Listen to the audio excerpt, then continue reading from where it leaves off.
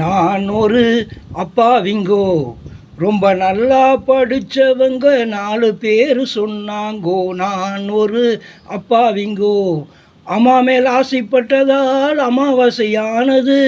நான் ஒன்றும் தெரியாததால் பாமரன் ஆனது.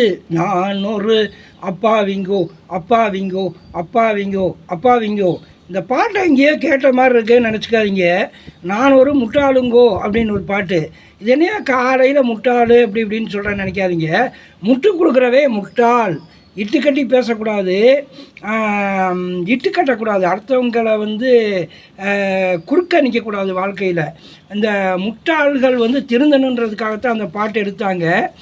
காதிலே கேட்டது கதையாகி போனது, கண்ணிலே பார்த்தது எதை கனவாகி போனது, அப்படி இப்படின்னெல்லாம் அந்த பாட்டு வரும். அதில் நல்லா கருத்துக்கள் இருக்குது. ஆனால் முதல் வரி கொஞ்சம் ஏற்புடையதாக இல்லை. இருந்தாலும் அதுக்கு நல்ல கருத்துக்களை கேட்போம். நாம் முட்டாளும் அமைதியாக இருப்பான், அறிவாளையும் அமைதியாக இருப்பான். 2 பேரும் பார்த்தா ஒரே மாதிரி இருக்கும். 2 பேர்த்தையும் ஒரே மாதிரி நினச்சிக்கக்கூடாது. காலி பாத்திரத்தில் தான் சவுண்டு வரும். இப்போ நீ பேசுகிறிய சவுண்டு வருது அப்படின்னு இட்டு கட்டி பேச வேணாம். நல்ல அறிவுபூர்வமான விஷயத்தை சொல்லணுன்றதுக்காகத்தான் சொல்கிறோம். நிறைகுடம் தழும்பாதுன்னு ஒன்று கேள்விப்பட்டிருப்பீங்க. நிறைகுடம் தழும்பாது.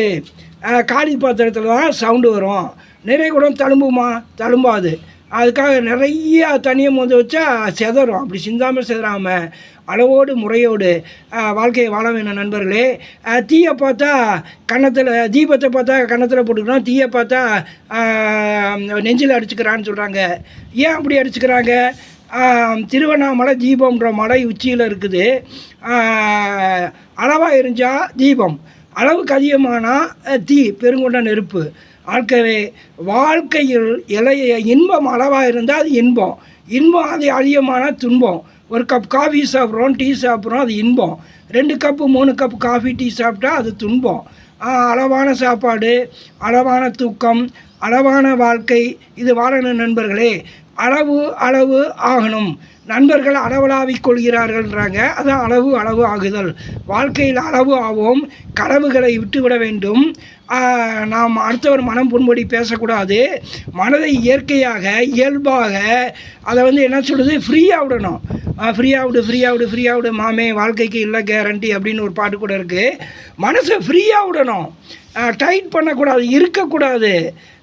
மனசில் எந்த கவலை, கோபம், பயம் அதெல்லாம் இருக்கக்கூடாது நண்பர்களே. ஆகவே நான் ஒரு அப்பாவிங்கோ, நல்லா படித்தவங்க 4 பேர் சொன்னாங்கோ. அம்மையில் ஆசைப்பட்டதால் அமாவாசையானது, ஒன்றுமே தெரியாததால் நான் பாமரன் ஆனது என்ற ஒரு பாடலை நினைவு வைத்துக் கொள்வோம். நான் ஒரு முட்டாளுங்கோ முதல் வரியை மட்டும் எடுத்துகிட்டு மற்றதில் இருக்கக்கூடிய நல்ல கருத்துக்களை கேட்போம் நண்பர்களே. வாழ்த்துக்கள்.